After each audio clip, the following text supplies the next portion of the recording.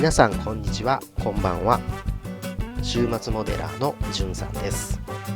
2021年制作の2作目は青島24分の1 2015ランボルギーニアベンタドールスーパーベローチェです。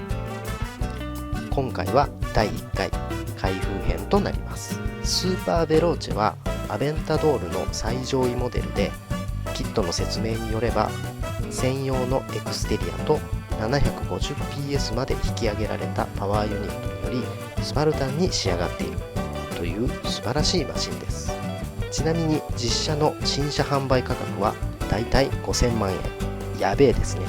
ところでベローチェってよく聞く単語ですよね。イタリア語で速い、迅速っていう意味だそうです。スーパーベローチェだから超速いっていう意味ですね。